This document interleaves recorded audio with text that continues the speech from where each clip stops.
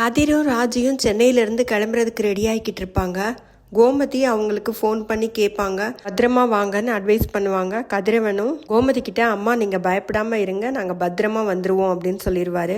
சரவணனோட divorce case இன்னைக்கு கோர்ட்டுக்கு வரும். அதனால கதிரும் ராஜியும் மயிலை பத்தி பேசுவாங்க. ராஜி கதிர் கிட்ட, நீ மீனாக்காவை அடிக்கடி அண்ணின்னு கூப்பிட்டு பாத்திருக்கேன், ஆனா மயிலக்காவை ஒரு தடவை கூட அண்ணின்னு கூப்பிட்டு பார்த்ததே இல்லை, ஏன் அப்படின்னு கேட்பாங்க. ஒரு தடவை நீ டியூஷன் போனேல ராஜி, அதை அப்பா கிட்ட போட்டு கொடுத்தாங்கல்ல, அதுல இருந்து அவங்கள அண்ணின்னு கூப்பிடணும்னு எனக்கு தோணவே இல்லை அப்படின்னு சொல்வாரு கதிர். ராஜி கதிர்கிட்ட, உனக்கு என் மேல அவ்வளோ பாசமா அப்படின்னு கேட்பாங்க.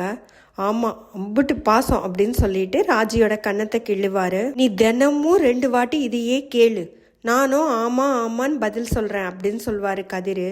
ஆமா, கண்டிப்பா ஆமான்னு தான் சொல்லணும், இப்ப சொல்லு, பதில் சொல்லு அப்படின்னு சொல்லுவாங்க. ஒரு வழியா 2 பேருமே கிளம்பிடுவாங்க.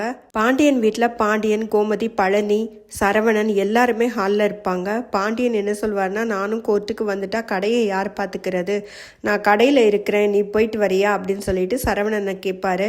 கூட துணைக்கு பழனி அனுப்பிச்சு விடுறேன் அப்படின்னு சொல்வாரு. கோமதி என்ன சொல்வாங்கன்னா, இல்லை நான் போகிறேன் கூட, அவனுக்கும் தானே கடை இருக்கு, அவன் கடையை பார்த்துக்கணும்ல அப்படின்னு சொல்லுவாங்க. கோமதி கேட்ட எந்த கேள்விக்குமே பாண்டியன் பதில் சொல்ல மாட்டாரு. ஆனாலும் கோமதி அவங்களாவே பேசுவாங்க, பழனி கிட்டையும் பேசுவாங்க. பழனி என்ன சொல்வாருன்னா, சுகன்யா கடையை பார்த்துக்குவாங்க, நான் கூட போறேன்க்கா அப்படின்னு சொல்வாரு. இல்லடா அதெல்லாம் வேண்டாம், நீ கூட போனேன்னா உங்க அண்ணனுங்க இன்னும் என்ன சொல்வாங்களோ, வம்பே வேண்டாம், நான் வீட்டுல தானே இருக்கேன், நானே சரவணன் கூட போகிறேன் அப்படின்னு சொல்லிடுவாங்க. சரவணன் கூட கோமதி தான் போயிருப்பாங்க. கூடவே அங்க செந்திலும் வந்துருவாரு, கூப்பிடாமலே வந்திருப்பாரு. சரவணன் கூட வேண்டாம் தான் சொல்லுவாரு. ஆனா கோமதி என்ன சொல்லுவாங்கன்னா, இருக்கட்டும்டா, அவனும் துணைக்கு இருக்கட்டும் அப்படின்னு சொல்லிடுவாங்க.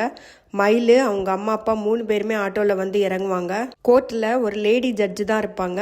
முதல்ல சரவணனோட லாயரு நடந்த எல்லாத்தையும், நகை, படிப்பு எல்லாத்துலயும் அவங்க என்னென்ன பொய் சொன்னாங்களோ, என்னென்ன நடந்ததோ அத்தனையும் சொல்லி முடிச்சிருவாரு. இப்போ மயிலோட லாயர் தான் பேசுவாரு. அவர் என்ன சொல்வாருன்னா, இவங்க சொல்றது எல்லாமே பொய் தான், இந்த வீட்டுல மயிலை ரொம்ப கொடுமைப்படுத்தி இருக்காங்க அப்படின்னு சொல்வாரு. இப்போ ஜட்ஜு மயிலுக்கிட்டே கேட்பாங்க, மயிலு எனக்கு என் மாமா கூட சேர்ந்து வாழணும் அவ்வளவுதான் அப்படின்னு சொல்லிட்டு முடிச்சுக்குவாங்க. ரொம்ப வருத்தப்பட்டு அழுவாங்க.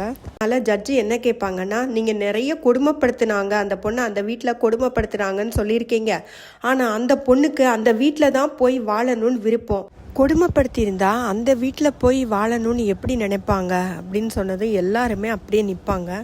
இப்போ சரவணன் கிட்ட கேட்பாங்க. சரவணன் என்ன சொல்வாருன்னா, மயிலு எங்கள் வீட்டில் இருந்த வரைக்கும் யாருமே அவங்கள கஷ்டப்படுத்தலை, மயிலை எல்லாருமே நல்லா தான் நடத்தணும், நல்லா தான் பார்த்துக்கிட்டோம், நகை, படிப்புன்னு நிறைய விஷயத்துல மயிலு நிறைய பொய் சொன்னாங்க. எங்களுக்கு எல்லா உண்மையும் தெரிய வரும்போது அவங்கள அவங்க அம்மா வீட்டுக்கு நாங்கள் அனுப்பிச்சு விட்டோம். இவ்வளவு பொய் சொன்ன ஒருத்தியோட, என்னோட கேரக்டரை தப்பாக பேசின ஒரு பொண்ணோட என்னால் வாழவே முடியாது, எங்கள் 2 பேரையும் பிரித்து விட்டுருங்க, எனக்கு டிவோர்ஸ் வேணும்னு நான் உறுதியாக நிற்கிறேன், எங்கள் 2 பேரையும் பிரித்து விடுங்கன்னு அவர் கேட்பாரு.